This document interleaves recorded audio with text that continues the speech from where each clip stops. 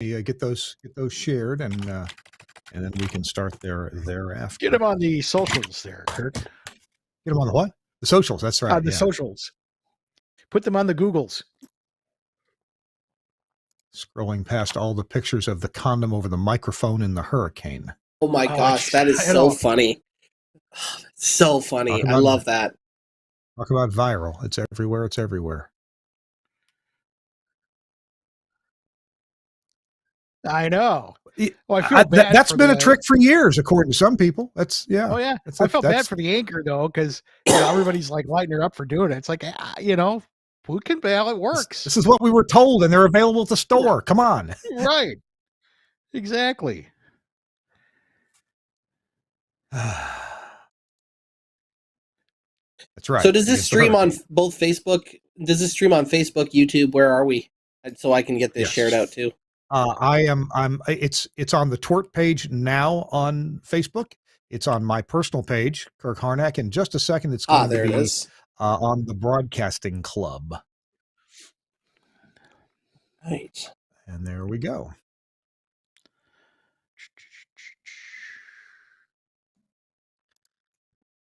All right, so that's done. Chris. What? Chris? Oh, sorry. Startled. The fact that viruses can enter my body without my permission just makes me sad. Every time I need to prepare myself for this, because every time there's a dad joke before we start. Curtis, just to let you know, I should have seen that coming. Curtis, just to let you know, your microphone picks up your typing keyboard about 7 times louder than it does your voice. Good. Let's not type then for the next hour. I'm just sharing it, so I'm typing one more thing, and then I will no longer type. Chris, you're into movies. I just watched the uncut version of Scarface. It's just called Face.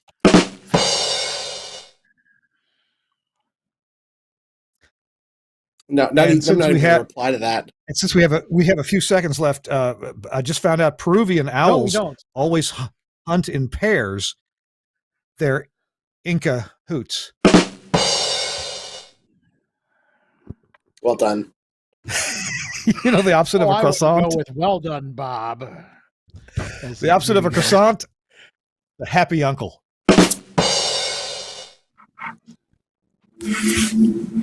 And right, well, where Curtis is from is probably named. Nice. Oh gosh. Oh, look at this. I got an invoice from the Origami Society. I don't know what to make of it.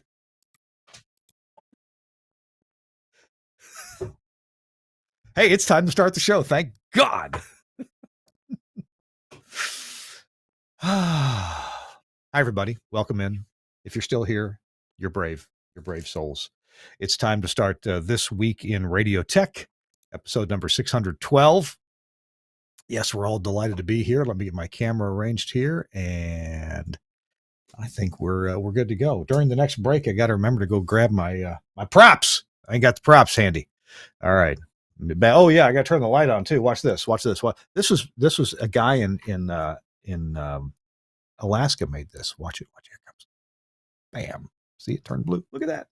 That's amazing. Although it's reflecting a little bit. Let's see if we can get rid of the reflection. Nope, that's not good. How are we going to get? Oh, well, that's most of it. Okay. All righty. It's about time for This Week in Radio Tech. It is time. And we'll start the show without further ado. In 3, 2. Hey, welcome into This Week in Radio Tech, the show where we talk about everything from the light bulb to, the microphone to that light bulb at the top of the tower. And this week is no exception to talking about how to make radio better digitally. And it may not be what you think, because we've got an expert on who's going to talk about something that engineers typically don't talk about. But I promise, if your station does this, you'll probably be tasked with setting it up, making sure it's right, and then you want to give your opinion on how well your station is doing it. Okay, that's enough. That's enough. What I'll divulge now. Isn't the weather gorgeous across most of the U.S.? It's gorgeous. I hope my friends in Florida are okie dokie. Some of them are there riding it out. Let's see. Dave Anderson, Kevin Trueblood is there. Roz Clark. I'm sure plenty of other folks, engineers, TV, radio, and all the first responders are there trying to take care of business and get people out of their demolished homes and get people safe. So we'll keep watching that. And hey, we engineers, we tend to try to be here to help. So that's our nature. Speaking of here to help, a guy who is Mr. Help himself, it's the Ninjineer, Chris Tarr. Hey, Chris, good to see you. Hey there. Based on what you said about our guest today, are you talking about like a plumber? Because like bathrooms is the only thing I could think of, because that's what we're all tasked with, and what we have to digital bathrooms. Yes. Running. Yeah. Okay, I just make sure. Greetings and salutations. I'm here at the home office in Mugwanago, Wisconsin.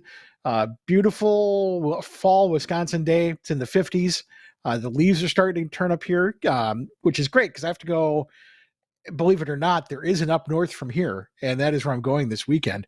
And so I should be treated with some spectacular views with the trees and everything. Hopefully, I'll be able to get some pictures and get them up on Facebook over the weekend as I do my adventures. But other than that, I'm glad to be here. And so far, hearing from, I heard from Kevin and Dave and our friends down in Florida, and they seem to be holding out okay, which is good to hear. It's always tough, and these guys, they know what they're doing and handling these things. So good on them. And Charlie Wooten's another guy. So best of luck to them. And I'm sure they're going to come out of this, helping keep their communities informed.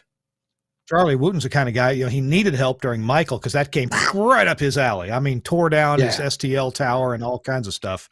And but people like Charlie Wooten, they tend to be available to give help. I'm not assigning Charlie a task here, but he's up in the Panhandle where the hurricane isn't.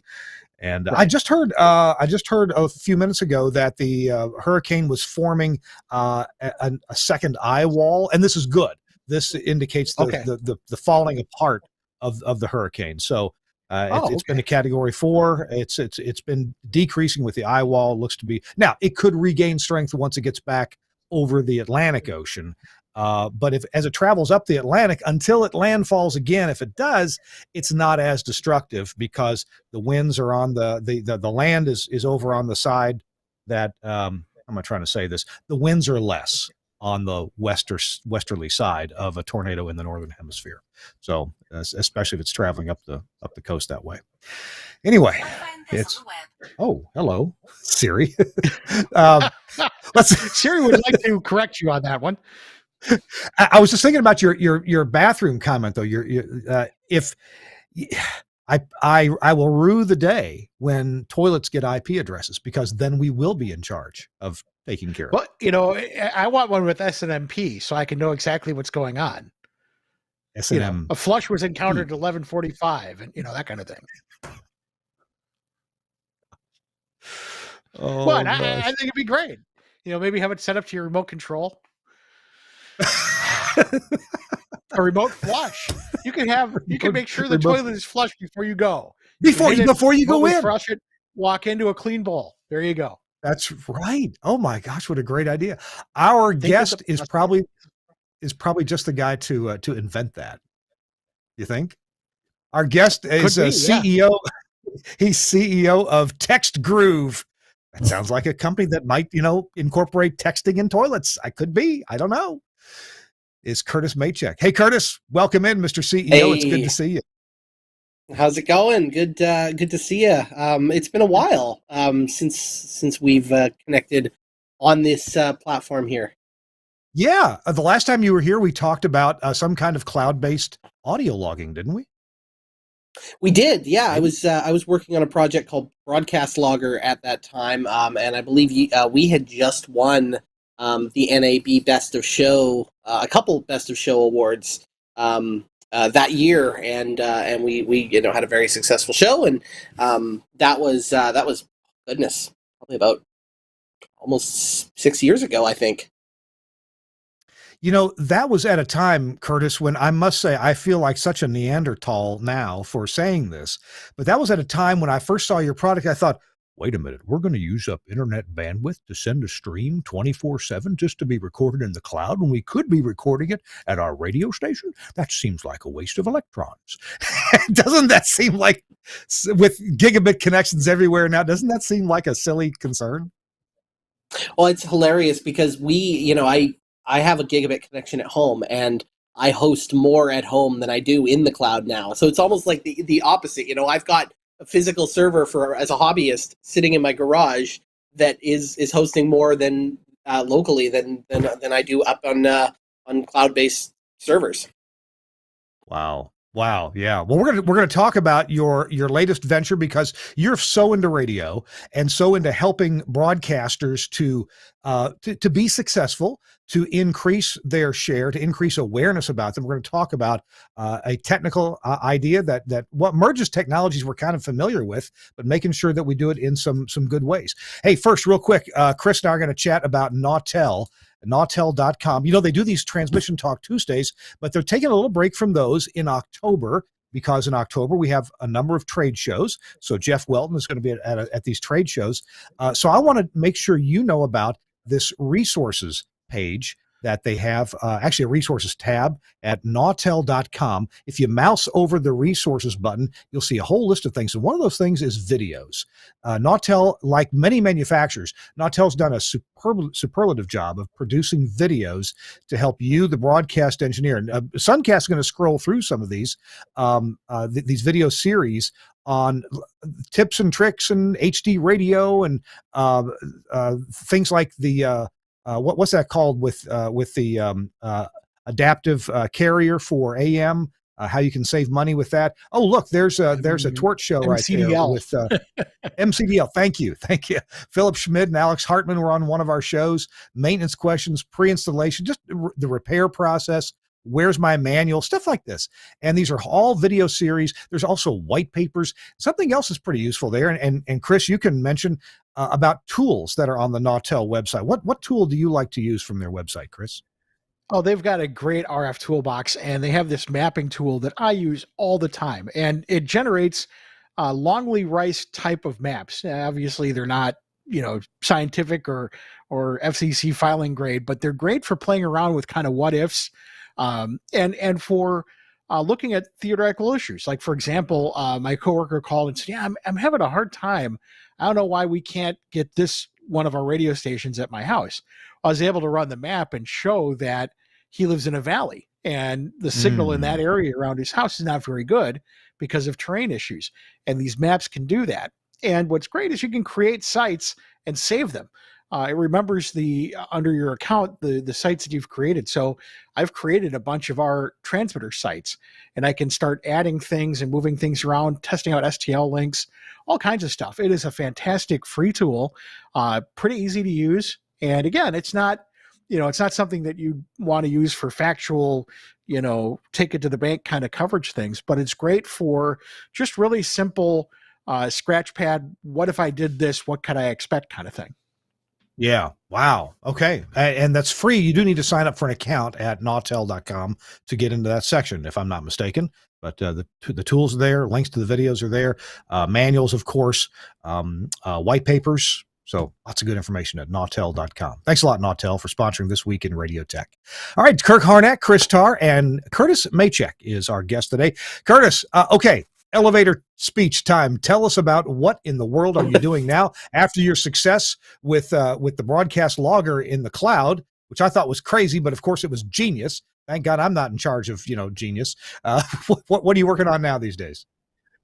Well, I a few years ago I put together a program called TextGroove, and we are essentially on a base level, we're a messaging provider for radio stations, but our software solutions have got a ton of different things built in for broadcasters to increase their engagement, to do contests, unique and innovative contests and promotions and things like that, all through their texting using SMS messaging, basically, which is funny because it's kind of new ways of using a very old technology. Texting, of course, started in the like late 80s, early 90s when it was first invented.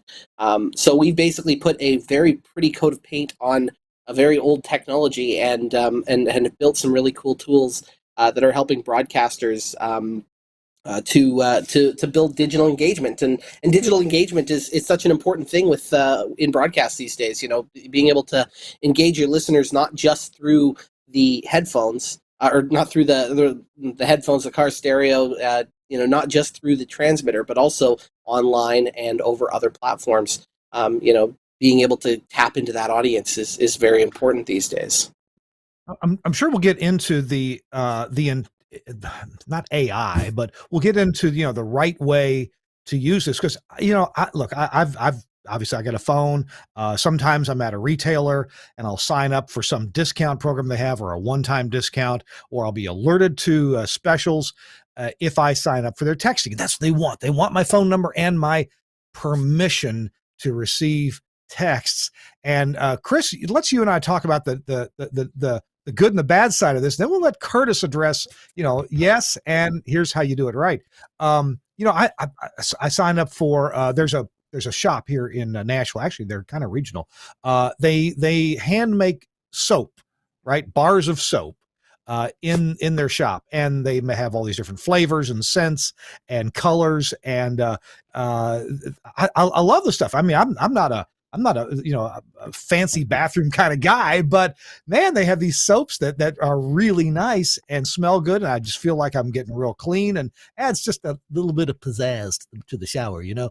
And so they had a sign up sheet. Hey, if you sign up for our texting, then we'll tell you about discounts. Well, they started out sending me, I don't know, about one a week or every other week, and I would get reminded, oh yeah, I should go there next time I need some soap. But then it got to be a little out of hand, and I think they're texting me almost every day now. And finally, I had to say, stop.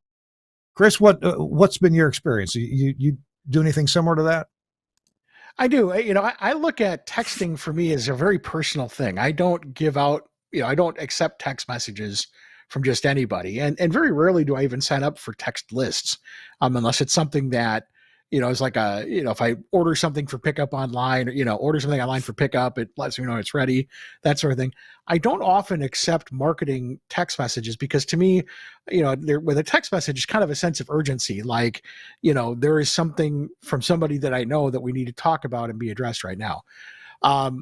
What I have found in the past, I was intrigued by text marketing, and I signed up for a couple of places that I enjoy, and it got to be the same way that you're talking about, where it was very indiscriminate. And, you know, if you're going to text me for something, you know, make sure that it's really something that I want to see. You know, to sit there and just text me, hey, you know, 20% off of everything, big deal. That, you know, that can be an email or something. But if you know that, you know, I really like beef jerky, you know, go, hey, you know, 20% off beef jerky today, I'm all in for that. But I think we're so inundated with messages now that, especially with something private like a text message, very personal, that you really have to be careful to be very selective about the messages. Well, I would agree with that. And I'm sure that Curtis, who's now in this business of engagement, and at least some of that via text messages, Curtis, maybe you can address some of what we just said, and some more intelligence that would go behind a broadcaster using SMS text technology. Well, you know what I thought was really interesting was something you said, Chris. With you said it's a very personal thing to you, texting. It's something that you do with your friends, and a relationship between a broadcaster on air and a listener is that of a friendly relationship. When you think about how a listener interacts with a broadcaster, typically it is on social media and in their car. And usually, if they're in their car, they're talking the broadcaster's mentality is that broadcaster is talking one-on-one to that person. So you've got a person that is essentially very connected personally to that broadcaster.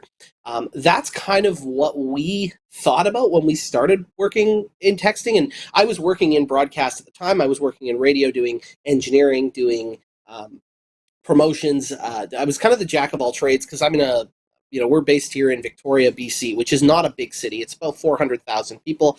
And when you work in radio in a city of about 400,000, you often wear many hats. So I was kind of working in all these different things, and I was like, there's got to be a good way to use text to engage our audience. And when I built it, I was like, we want to do this the friendly way. We want to have a conversation with the audience. We want to make sure that the audience is getting replies to all the text. So we don't want it to necessarily be a blast message out that everyone gets, but we want that audience member to be able to interact with us individually as broadcasters and get replies. So that's kind of where broadcasters can utilize texting really well, is in that one-to-one connection that is personal, because a radio station's phone doesn't ring that often anymore, especially in music radio. It's very difficult to get the phones ringing, and that's not necessarily because people don't want to call and talk to the radio station.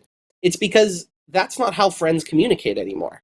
If you want to talk to your friend, if I was wanting to connect with a buddy and ask him if he wants to go out for dinner on Friday or for drinks after work, I'm not going to give him a call. I'm going to text him. And that relationship, building that relationship between a broadcaster and an audience, is really powerful, and a great way for that station to connect with the audience, if that makes sense.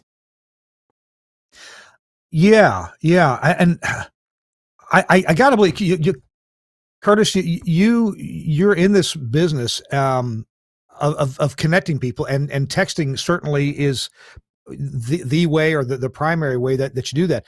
If you would, and we can go into more depth as the show goes on, but I really want to try to understand some best practices in this endeavor. I'm part owner of 14 radio stations, and frankly, I don't want to hear from any of them because it's always a problem when they call me. But you know what? There are a few radio hosts, either national or local, that if they've got something to say today that maybe is different than usual, because I kind of know what to expect from them. I wouldn't mind being alerted that one of my favorite, typically a talk show host, or maybe, hey, they're going to have a comedian who I like on the show, and they may have this comedian on fairly regularly. I mean, most cities of our size have a Zanies or a laugh type comedy club. Hey, if James Gregory, the funniest man in America, is going to be at Zanies, but he's going to be on the morning show on a radio station, yeah, I might like to know about that. I guess what I'm getting at, Curtis, is some granularity or understanding my preferences. So anyway, what do you have to say about best practices if you know nothing about your audience, and can you get into a little bit of AI where I get the text that I'm more likely to be interested in? Yeah, the idea of using artificial intelligence to impact your text campaigns is really interesting, and it's something that our R&D team here has been working on, trying to figure out different ways to tap in. We've got a messaging club product that allows you to have listeners subscribe to be able to receive outbound messages, and I think that's kind of the next logical step, is using that. Best practices as far as texting for radio is. And not just radio, this is any business that wants to utilize texting as part of their strategy. You really don't want to inundate the audience with a lot of messages. Even one message a week can sometimes be too much if the content is not correct. Being able to really dial in exactly who that message can go to and what it should say, and how it says it, and that what that person that's reading it is going to feel when they see that message is really important in coming up with your strategy. It's not just a best practice too. The carriers, they don't want to see texting becoming like your email box. The fact that your email inbox gets filled with tons and tons and tons of emails that just end up in spam or just get deleted. I mean, I'm looking at my inbox right now. I have a promotions folder that has 21,000 emails in it that are unread, that I will never read. If you open up your phone and look at your texting app, how many unread messages do you have? And the reality is probably not a lot. Yeah, I got no unread messages in my text. Yeah. Exactly. And the carriers want to keep it that way. They want to make sure that you're getting 100% open rate, 100% read rate on text. So when we're approving campaigns and working with the, AT&T and T-Mobile and Verizon to make sure that campaigns are correct, you have to be really careful to not be that spammer that is constantly going out, because that's a quick way to get stopped out, where if listener stopped out is what we say, where a listener replies stop and you have to cease all texting. So that there's a balance of really what you want to be sending and how you send it, and there is no correct answer. A lot of times it's going to be just list management, finding the right, putting out a keyword to get people to subscribe to receive certain things. But even then, those things don't have to be often. Sometimes it's pre-sale codes for concerts. That could be once every 3 or 4 weeks, and that's appropriate. That's not going to drive the listener crazy. That's information that they want to hear. It's something that benefits them. That is a great text campaign. Something that is, a daily blast telling you who's going to be on the show that morning, that might not be as useful and not be a good thing to have. Tell you what, we're going to take a quick break, and we're talking to Curtis Machek. He is CEO of TextGroove. He's in the radio business and works with radio people all the time. When we come back, I'm going to ask Curtis about a radio station that I know of that was sending out about 411 texts every day. And I think that's probably the wrong way to do it. So that's coming up. Our show, This Week in Radio Tech, with Kirk Harnack and Chris Tarr. We're brought to you in part by our friends at Broadcast Bionics. We're going to hear from them and be right back. Welcome to the Bionic Studio. The Bionic Studio brings all audience interaction to the fingertips of a production team in radio, TV, and podcast. Our workflow-led system is working 24/7 around the world for small broadcasters and national and international networks. Our telephony module, Bionic Talk Show, allows cost-effective centralization, remote operation, scalability, and resilience across an entire network of stations, but at the same time is used in single-studio self-op environments. Social media curation and activity is now considered a broadcast-critical part of programming. Bionic Social means the studio isn't overwhelmed with a wall of interaction from an ever-growing number of social platforms. We combine SMS, MMS, and email together with a speech-to-text service for listeners using smart speakers. We enable studio teams to curate, filter, and display all platforms in one place, and post text, images, and video content to multiple platforms in one operation.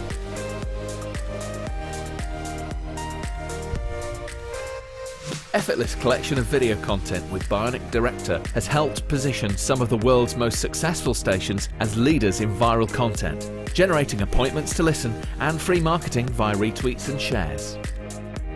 Bionic Contest enables end-to-end tracking of on-air competitions, live reads, and prizes. These could be on-air contests, automated SMS entry, or online. Anywhere, and Skype TX for Radio brings high-quality audio and video contribution into the studio with ease. No need for dedicated PCs to run different applications. Everything is controlled within the Bionic Studio UI, and incoming connections are visible to users along with all other platforms.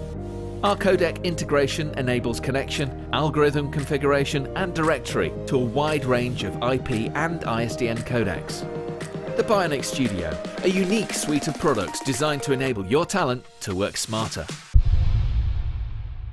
Thanks a lot, Bionic, Broadcast Bionics, for sponsoring our show. And you ought to contact them because they make some cool stuff that actually works with our guests' stuff, and that you can make content that people want to go see, whether it's short social media clips, short videos, directing you to your live stream, telling you about contests or winners of contests, whatever it may be. And Broadcast Bionics can help you get that done. Plus all the other technical things I talked about, like live contribution, the camera switching, Camera One app. There's lots of cool stuff. At bionic.radio is one way to get there. Bionic.radio. Thank you, Broadcast Bionics, for sponsoring our show. We're glad to have you as a partner and making radio better through all these different means. And Bionics points out one thing: we don't need to work harder. Of course, we need to work smarter. We need to keep doing the things we're doing and just have these extra content producing systems working for us and with us so that these things can be created basically automatically and be pushed out to social media. All right, it's Kirk Harnack, Chris Tarr, and Curtis Machek is our guest. Curtis is the CEO over at TextGroove. They got a website, textgroove.com. All right, Curtis, before the show, I mentioned to you that, pardon? I was just going to say your sponsor there, that reminded me, I have to reach out to them because we have an integration with them that we have built. And I was looking at the screen. I was like, oh yeah, we have to finalize that. So that's just made me laugh. I'm reading that. Oh yeah, adding things to my to-do list. There you go. There you go. Good. Then they're good folks. I've known them for years. Been to their place too over in England, and they're a lot of fun. I love working with Broadcast Bionics. Great people. Yeah. They've been partners with my employer, Telos Alliance, for quite a few years now on a number of projects. So yeah, they work together well with the radio and they get it. So yeah, a few years ago, Curtis. I think I've got my story straight here. A few years ago, our little stations, the ones in Greenville, Mississippi, we had a general manager who's just excited about social media and getting things integrated, and he was a little overboard, and somehow he came up with a plan that if you would text us and join in our music club for one of our stations, I think it's WIQQ, we call it Q102, we would text you what song was playing, and we would do that about every 3.5 minutes, 24 hours a day. And I'm thinking, this is not. I signed up for it, and I started getting texts. I thought, whoa, no, this is not what we want to do. There are about 400. If you take a 3.5 minute song, and I know songs are maybe longer than that nowadays, but there's 411. Shorter than that. Quite a bit shorter. Yeah. Oh, they're shorter? Oh no. Oh yeah. If you run a song that's 3 minutes long, it's crazy. TikTok and those other social media companies have really dialed in that it's a song has a hook and they repeat it 3 or 4 times and you're out. Next song. Yeah. Okay. Yeah. Well, there's 411 such 3.5 minute slots in a 24-hour period. So. There's a good example of how to do texting bad. Like that's not a good way to do it. Chris is sitting there like disbelieving. Oh my God, what are you people in Mississippi doing? We don't know. That's the problem. So I'm surprised you have texting in Mississippi. We do. We got gasoline and cars and motor oil and everything down there. We got indoor plumbing in our stations. All right, Curtis, if that was the wrong way to do it, talk to me about some best practices and maybe even a case example. Well, I like to use. There's one case example I really like, and it's a station here in Canada. Actually, they've been doing texting for radio in an engagement way. So when I say engagement, I talk about there's 2 different ways of doing texting. One where you have listeners opt in to subscribe to receive messages. The other way is listener driven, where you just put it out there that your listeners can text you and you give them things to text about and you give them things to talk about. And you make them the star of their own text-in program. Kind of like talk radio almost did when, you do open phones and you can have whatever people want to talk about or whatever they want to contribute to the topic, they can phone in. There's a station here in Canada called Now Radio in Edmonton. And I've been a fan of Now Radio ever since they launched. I want to say it was right around 2009, 2010 that they launched. And they were a brand new license in Edmonton. And they took the content, the idea of just content for radio being listener driven. And they kind of what they did was they just put it out there. The hosts could talk for as long as they want. The music, I'm sure it was very a well-oiled machine, but to the audience and to the untrained ear, it would seem like it was all over the place. There was kind of, rock music, there was some pop music, there was some 80s, some 90s. It was kind of everywhere. And then the hosts, like I said, they could talk for as long as they want. They could put conversations out there. But the idea was that every text message they received would get a reply, a personal reply from the host or from someone in the station would be sending replies out. And they would read most of the text. So every text message that would come in might get read on air. And they're still doing this to this day. 13 years later, They have been number one in Edmonton almost that entire time in their target demo. They are a station that I'm sure is extremely high billing because they've got a full staff. They're very, they're, for a local station in a city of it's 1 million people, but that's a pretty big city here in Canada. A little over 1 million people. They've got a staff, probably an on-air staff of I think 9 or 10 people. And they've got dual person shows throughout the day, so you've got 2 people to chat with and to talk with, and what you end up with is this format that is just listener driven, and it's hard to describe without actually having you listen to it. But if you're watching this now and you're like, I want to take a look at this, it's called Now Radio. They're in Edmonton, and they are an incredible format that just showcases listener-driven engagement, and they do it all digitally through their website, through texting. They've got a cool app on their website that actually shows you every message that is coming in. It's a really cool use case and a really cool case study of texting done right for radio. I have heard of this station before, 102.3 Now Radio in Edmonton, and in That's the fact, one. yeah, on their website, which is 1023nowradio.com, you can see real time or close to real time the texting that goes back and forth. Now, there's got to be some scrubbing of the texting so that certain things don't make it to public distribution. Oh, I'm sure there's got to be something in the background that's checking for profanity and other filters. But as far as I know, the stuff that comes in gets displayed in mostly real time, and you can test it too if you've got a cell phone, because you can just send them a text and you'll see your text pop up on their website. And it's such a cool, unique thing. Wow. Interesting. I know that I've been chatting with Dan McQuillan over at Broadcast Bionics, where they have a method of establishing a sentiment for communications, and text being one type, with the most popular kind of communication back and forth, and they can perhaps categorize, where texts are, so that they can be counted and categorized, and so the station can look at these tests, on a more statistical basis to see what are people talking about, what are they saying positive things about, what are they saying negative things about. Is that kind of analysis and maybe even AI becoming available to broadcasters? It is, yeah. There are platforms out there that allow you to sort of measure that.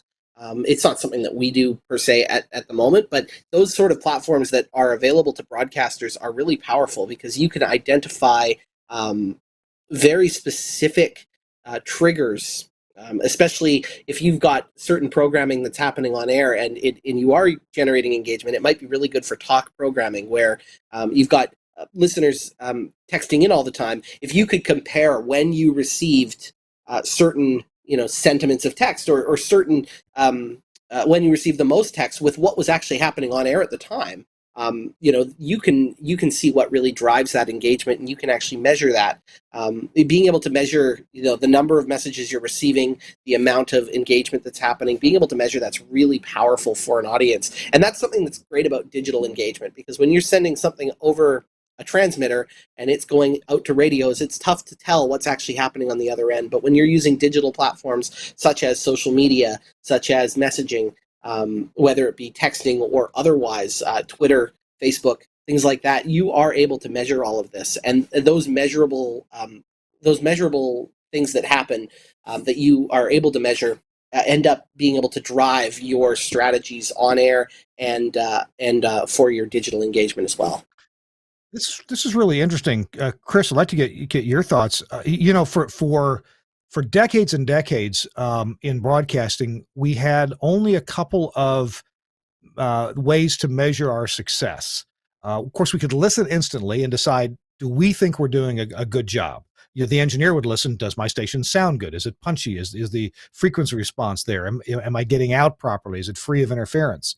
A program director would listen and would think that was a good break. by the disc jockey, or that was not so good. I need to call him in and we need to talk about, his, the next time he does this kind of contest or break. And then there was the ratings, which, now are quicker, but in years past, it's been diary based. So it takes a while to get the answers back. Are you doing a good job? Or are you not doing a good job? So it was a lot of gut, and we were broadcasting. We were casting our best efforts out into the ether. For people to hear, and we'd only get, the kind of feedback that I mentioned. Chris, you've experienced that. Compare that with how things are now, or how they could be with quicker feedback from the audience. Well, first of all, you got to remember with ratings, they're not how you're doing, they're how you did. You always get the ratings after the fact. And you don't really know at this moment what you're doing. I think the inherent issue right now with social media and text platforms is you've got the management who says, "Ooh, we need to do a Facebook," and they get into this. And I remember seeing email or mandates like everything has to have a picture with it because then we get on the timeline quicker. And it's especially texting and things like that. It becomes a throwaway because it's, well, how many texts can we get to monetize this? So they're not really wanting to truly engage people. They just want the numbers. And what we were just talking about before with Now Radio, I think that is the stations that get it, the people that get it are doing those sorts of things. It's not a numbers game, it's a relationship game. And once the relationships start, the numbers will come. But so many times it's text to enter our contest. Well, that's not really engaging anybody. That's doing a contest. Same thing with talk shows or morning shows that say, well, what do you think? Text us at blah, blah, blah, blah, blah. And then they move on. They don't actually talk about what was texted or anything else. It's just kind of a throwaway to get those numbers to say, hey, look at all the numbers we have. It's just like with Facebook posts. Look at all the engagement we have. But it's really kind of fake engagement because you're gaming the system. And, okay, so you posted a cute dog picture. Yeah, you're going to get engagement. Well, what does that have to do with your relationship with your listeners? Because what's happening is this stuff, if it goes viral, it spreads all over the country to people who don't listen to your radio station and really don't even pay attention to where that content came from. It just is passed on and on and on. So, long story short, it's great in terms of kind of a relationship builder. I don't know that I would use it directly to say how we're doing because it's easy enough to game that and make those numbers tell a story that isn't really there. So it's kind of my 2 cents on that. Well, you've been talking about. Oh, sorry. Go ahead, Kirk. No, I was going to dovetail right back over to you. Chris mentioned the word engagement a couple times, and there may be a couple different meanings of the word engagement. So, Curtis, go ahead and complete your thought, and then let's talk for a minute about what are some of the rules of engagement. Obviously, tweeting out the name of every song you're playing all day long is a no rule. Maybe you could give us some other basic rules. But go ahead and finish your thought. Well, I was going to just say, with regards to, texting and doing it right, and that which then drives the numbers, is what you sort of said there, Chris. That's absolutely correct. A radio station that just goes and asks people to text in and never actually does anything with those texts, it might not necessarily end up being, seeing the results of that. It's one thing to have that, good response, or that number that you can have a bunch of people texting in for a great prize, and that's great. You can then turn around and sell that number to your audience advertisers and say, yes, we got this. But you're kind of right. It might be fake in a sense that it's just one thing and you're not really building that relationship. But the stations like Now Radio that are taking the time to build that relationship, they're replying to all the text messages. They're putting the audience member first. They're building that relationship that that audience member can't get from somebody else.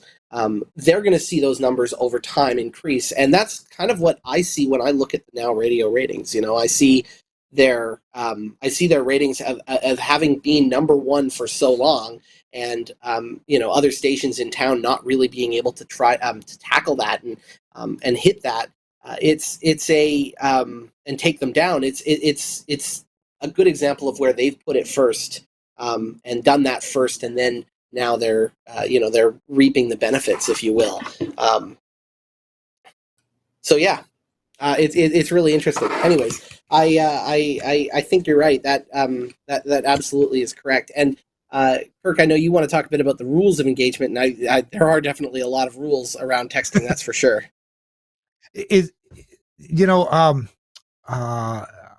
I know that different companies hire social media directors, and I don't know how you, I don't know how you vet somebody like that, because I guess the point I'm getting at is that I've seen companies hire a social media director and they start putting out the most ridiculous social media stuff that they think is engaging, and I know, no, you're not talking to your audience. This is not interesting to your audience.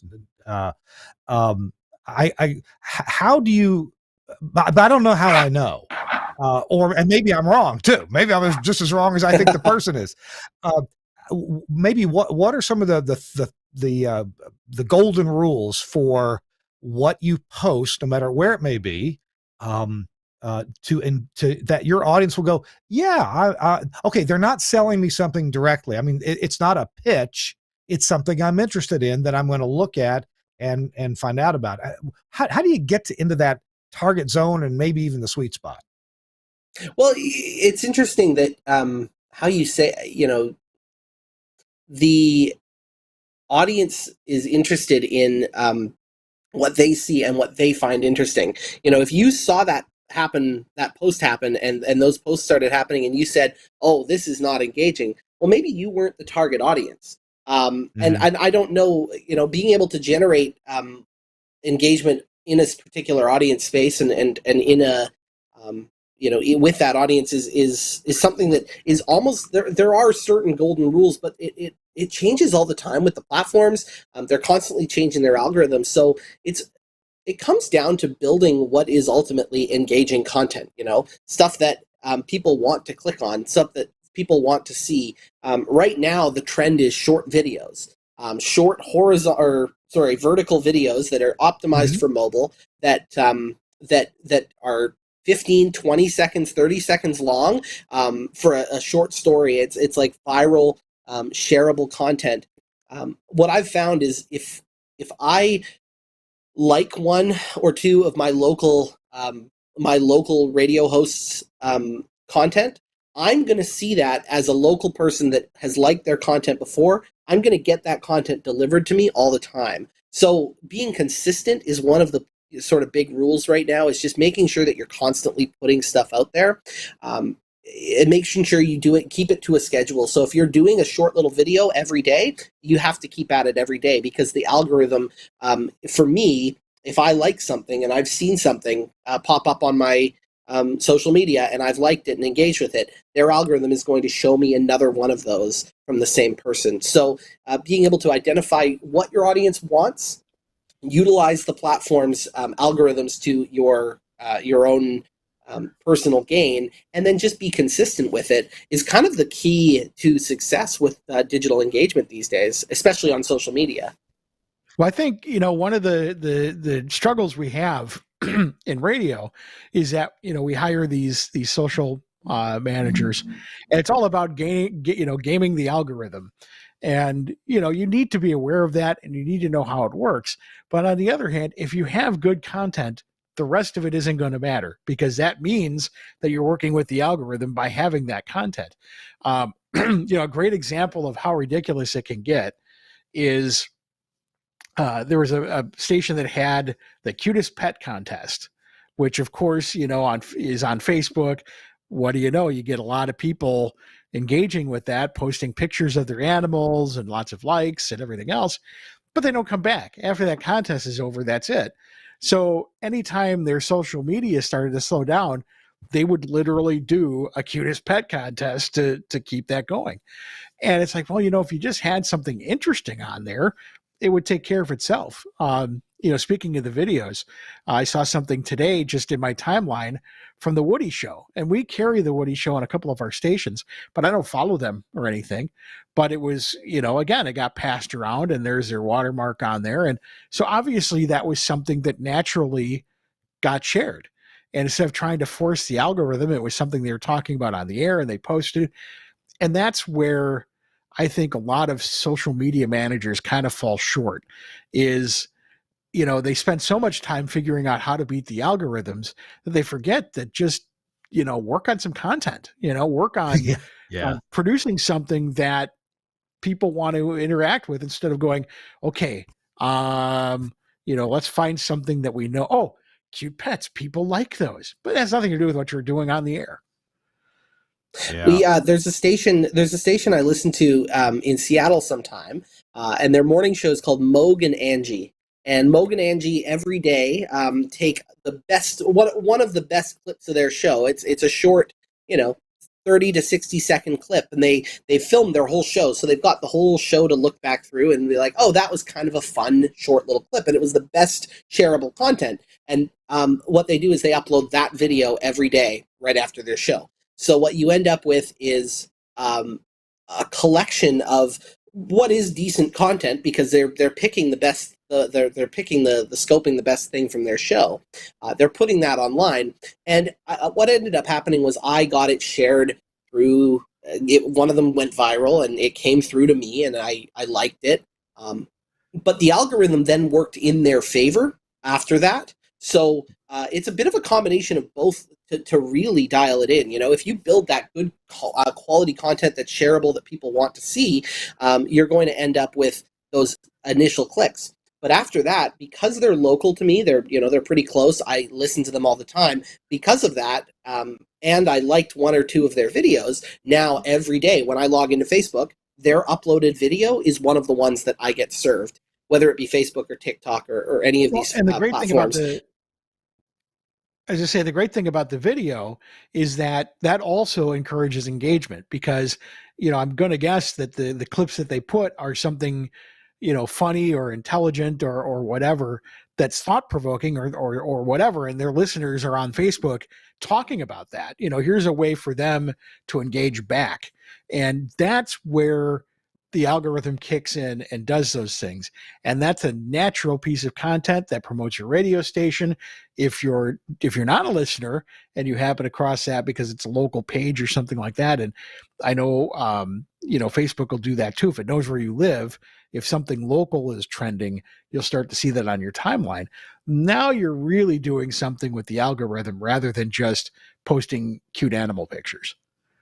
Exactly. Yeah. No. Once you are able to dial it in, and you can combine those different strategies of consistency, of quality, and of utilizing that algorithm, you can really dial it in and get it done really well.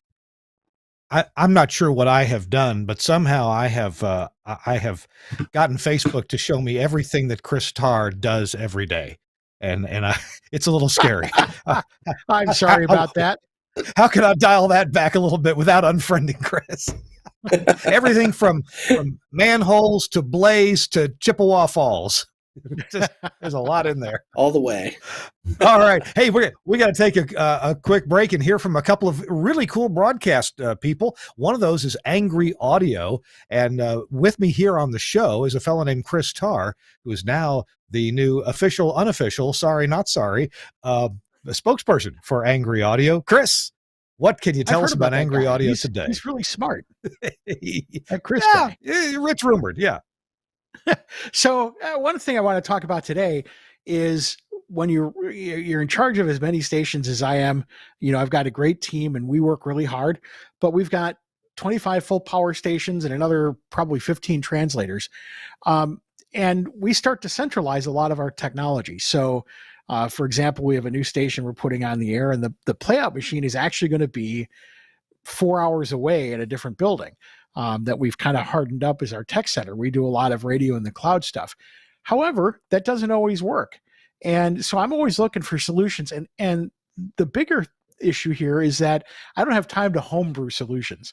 I would love to, but I need something that works right out of the box and does what it needs to do. For example, this project that I'm working on now, we need to be able to have a fail-safe way of getting audio on the air if our cloud link goes down. Well, here comes Angry Audio with their fail-safe gadget. It's fantastic. You put in, just like any other, fail-safe box, you put in A and B audio, you can set the delay, you can set the timeout. And if you lose the audio from one device, it switches over and it will detect when the other side comes back on and it switches back again. So, it helps you. That's that one extra thing. I don't have to put together relay box and, remote control stuff. This box is all in one, and it has logic connection. So if you want to have something even start, like if you had a remote system, playout system that you wanted to start with this gadget, you could do that. Now, like all of Angry Audio's devices, this is meant to live in a transmitter site if you need it. It's built in these nice steel boxes. By the way, the industrial design of Angry Audio is fantastic. Everything they make are in these rugged boxes. But again, it's one of those things that you can set it and you can forget it. And for guys like me in the trenches, that is fantastic because I don't have time to worry about if a box is going to work or not work. I want to be able to put it in there and make it work. So if you're like me and you're out there, running all over the place and you need a solution, Angry Audio is the place to go, be it the fail-safe gadget or the headphone adapters, all of that stuff. They're here to make your life easier. So when you get frustrated, don't get frustrated, get angry.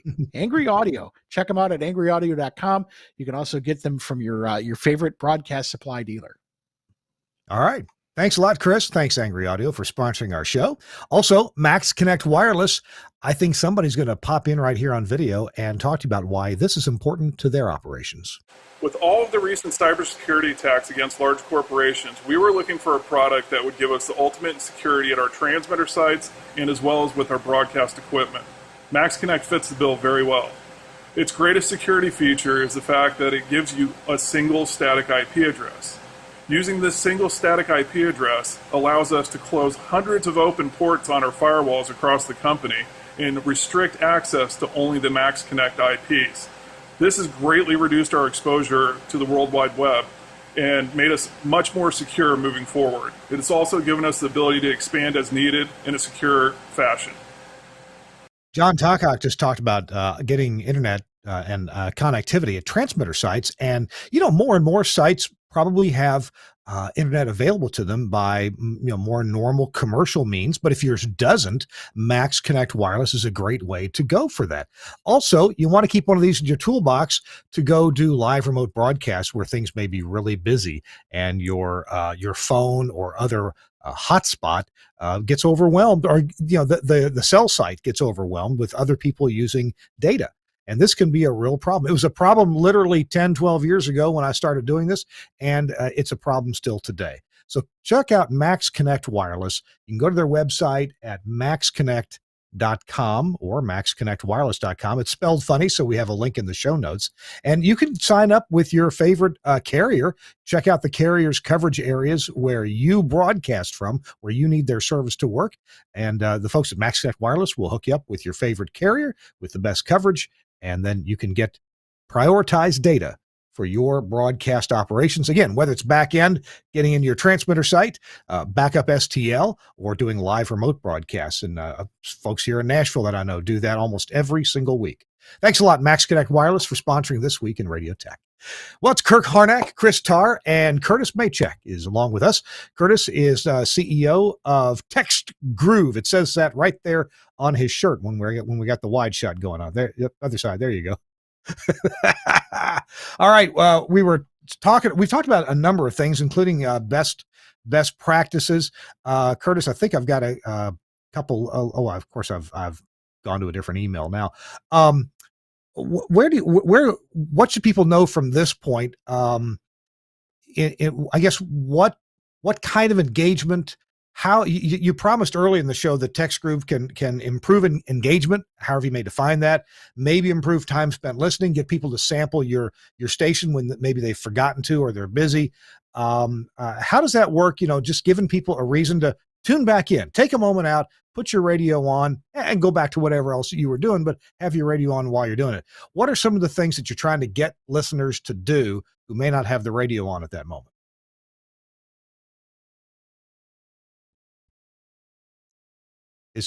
Curtis, you're muted, buddy. Sorry about that. Thank you. No worries. We all do it. If you're going to be doing outbound campaigns and texting campaigns, then it is absolutely imperative that you just don't do it often. You don't want to be driving the listener crazy, as we touched on earlier. But there are ways that you can use texting to increase that. Things like time spent listening. I always bring it back to trying to build a relationship with the audience and do it the right way, rather than just doing that one hit of trying to get people to text in. If you are able to build that relationship with the audience individually and increase that over time, you're going to increase your time spent listening, because people want to be engaged with their friends. They want to be the radio station being their friend. They want that to spend that time with you.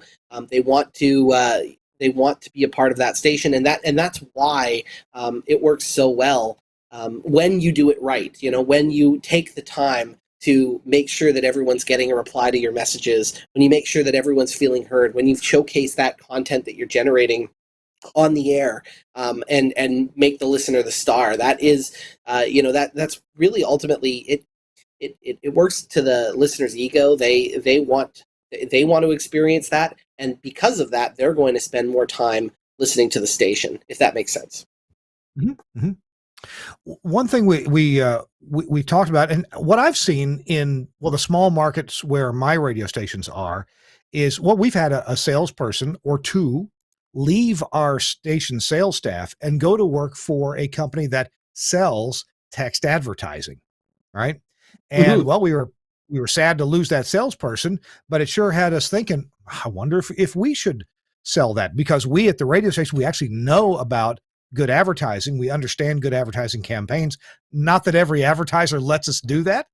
Some advertisers still want us to mention their phone number 3 times, even though it's a restaurant. No. Oh my gosh. Why waste? We got fresh biscuits on Tuesday, but Thursdays we're closed at noon because Madeline goes and has her dialysis. Mom and pop. There's a writer in town here. I'm pretty sure most of the local businesses, they all have friendly and knowledgeable staff. Every single one of them. All one of them. And fall is around the corner. So visit the Friendly Folk Cat and check them out online at www.ourwebsitehere.com. Yeah, and follow them on Facebook and Instagram. And the fall is just around the corner ad will still be running in late November. Yeah, probably. Right. It's that time of year again. It's that time of year. Oh my gosh. You're hitting them all, Chris. It's funny. We have folks that actually use TextGroove and are actually selling it to their local clients to increase their own station's revenue, because they're just kind of doing a reseller thing. Because there's features within TextGroove that are great for radio, but also great for other companies and local clients. So, we've got broadcasters here in Canada that the sales teams have heard about this and said, how can we use this? How can we use this to benefit our own clients? So the example I like to give is one of the stations resold our system to a food truck.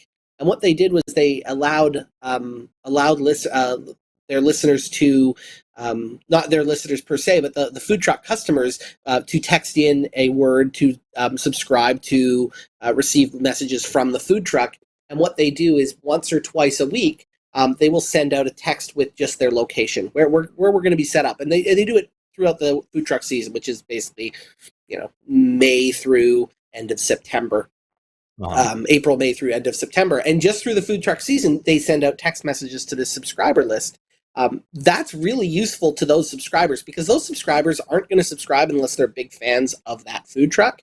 And if I know that food truck is going to be set up a couple blocks away here, I'm going to walk over there for lunch that day. And if I get that message that morning saying they're going to be there, I'm going to know that they're going to be there. It's a really good way for them to market it. It's not for every business, but it worked really well for them. And the radio station was able to sell this to them, and the radio station was able to keep them as a client, use this as an extra benefit to complement their advertising campaign that they had sold them as well, and really drive their marketing strategy as a business. I'd like to hear from food truck, especially if it's an irregular schedule or a semi-irregular schedule. Like if the food trucks park downtown or somewhere every other Wednesday, I ain't gonna remember that. I need to be reminded of that. So I would sign up for now, if it was every Wednesday, I think I got that in my head. That's okay. I can deal with that. Go ahead, Curtis. Yeah, I've seen the texts, and the typical thing is that they're set up different places all summer long. So it's a really good way to get that message out, in addition to social media, in addition to other ways for that client to get that message out. So what ended up happening was you ended up with a really good platform that was able to be sold to the food truck by the radio station, and that radio station could keep that revenue and keep it in-house and then bolster it as well. So you ended up with they ended up with a really good way to sort of increase revenues across the board, and then also utilizing the platform themselves to build that audience out, and build their audience and make it larger. So there's so many different ways, and digital engagement just these days is so important with radio in any way, using these platforms, because and not just ours. I'm talking about social media. I'm talking about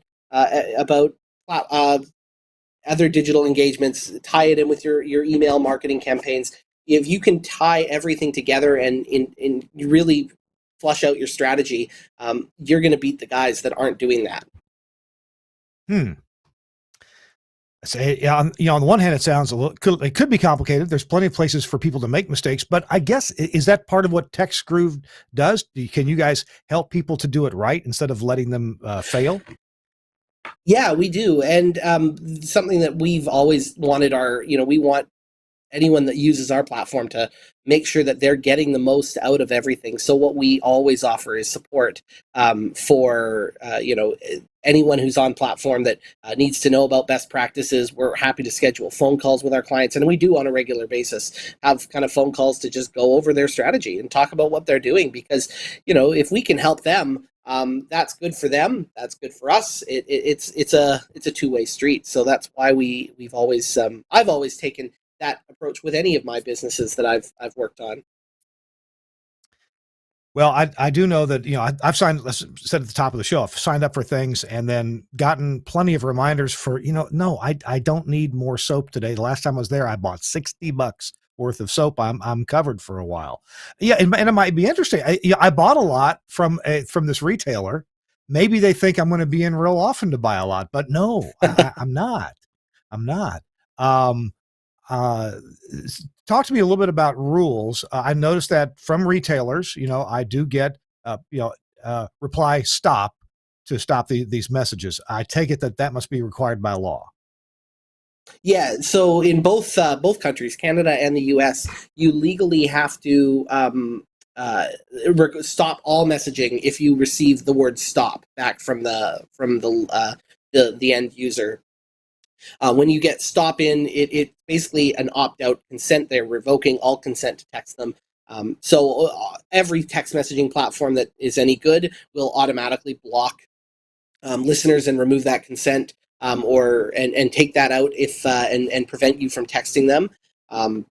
Being able to make sure that happens is something that's very important when you're looking at a partner for SMS engagement and SMS campaigns. So you'll want to make sure that that's happened. When you're opting people in, double opt-ins are always required as well. So that's not just asking someone if they want to receive messages, but once you've sent, you then send them the terms of your campaign and say, hey, you're going to receive X number of messages a week, or up to X number of messages a week. Reply yes to opt in. That's really important as well, because then you've actually got express consent that's double confirmed by the listener to be able to send those listeners texts, and that's super important. As far as as far as being able to, send certain things out, you want to always avoid short links, short URLs, things that spammers would typically use. Things like Bitly are used by a lot of spammers. You want to avoid all of that always. Put your real link. So there's a number of different rules. Okay. And then the only other thing too. Yeah. It was just the one more thing is just like content too. You can't. There's like gambling, alcohol, things like that, not allowed. So you can't use any of those sort of things in content. But otherwise, it's a pretty open game that you're allowed to use if you follow the rules. Interesting. I bet content is interesting. If I run a tavern and I want to make people aware of whatever, I guess I can talk about, a game that's going on, as long as it's not a gambling game, or some entertainment at my tavern, or a food special. Maybe that would work. Hey, tell you what, this kind of dovetails real well into engaging your active listeners, those who call into your station on the telephone, and putting together quick, active, great sounding phoners. And here's St. John to tell you about that from VoxPro. Hey, what's happening? St. John here, coming to you from Command Central, and wanted to tell you about the absolute best partner you can have in radio. I'm talking about, boom, Wheatstone's VoxPro. Lots of different audio software out there. Why VoxPro? It's the only software designed to do what we needed to do, which is record, edit, playback in real time. When I say lightning fast, I'm going to show you how fast you can edit stuff up in VoxPro right now. So literally 3 clicks on the controller, mark left, mark right, everything that gets marked, you hit delete, it goes away. It's literally that fast. So we're going to take this part right here. Boom. From caller 9 to him saying, I'm ready. 5, ready for that secret sound. Boom. All of that stuff, hit delete, it goes away. Here's your edit. You are tackling secret sound caller 9. I'm ready, St. John. One of the best features of version 7, this is awesome. It's effects macros, and you can literally put a chain of effects together so that instead of having to normalize a phone bit and then use noise reduction on it and EQ it and all that, you can literally build a chain. One button, this one's called call right here. I just click that. All of those processes happen instantaneously. Final thing that I love about VoxPro, and there's so much more to get into, but one of my favorite things, you can load it on a laptop. I've literally done my show from a hotel room in Armenia to the conference room at, this was fun, jury duty. Great thing, no one could tell the difference. VoxPro makes it totally easy. Telling you, if you're looking for the best on-air partner, call my friends at Wheatstone, ask them about VoxPro, and you will be glad you did. Actually, contact Broadcasters General Store. They have VoxPro available for you at bgs.cc, or the best way is to give them a call. Give them a call at 352-622-7700. 352-622-7700. And even though Hurricane Ian is traveling through Florida, which is where Broadcasters General Store is, their workforce is pretty diversified. It's spread out. And so a lot of folks are working from home. No problem. So give them a call at 352-622-7700. They will do their utmost, their very best for you to get you the broadcast equipment you want, including VoxPro, just as quickly as possible. They're a pleasure to do business with. All right, it's Kirk Harnack, Chris Tarr, and Curtis Machek. We've got just a minute or two left. I'm sorry to get so short on time here. Chris Tarr, do you have a tip of the week for us before I toss it over to Curtis that I didn't warn him about for a tip of the week? Yeah, you know what? I had one and I lost it. So I'm going to have to pass on this one. Okay, no worries. I went down to my radio stations last weekend, and it seems like I should. Oh yeah. Well, my tip of the week would be we've installed the inexpensive Wise cameras at several of our transmitter sites. We've got them on all the interiors. We got the ones that pan and even follow a person, so we always get a good shot of the burglar walking around. And now we're starting to put them on the outside of the building as well. Much more boring shot, I think, but we might get some sunsets or maybe a burglar. And I was reminded by some folks in the Facebooks, hey, make sure that you put that camera up out of reach of a broomstick or something that a clever thief might be able to approach the building from the side and knock out or even cut the wire or whatever's going to the camera. So yeah, mine's up pretty high at the first site that I did, but that's good advice. Also, we have LED lighting inside our transmitter sites now.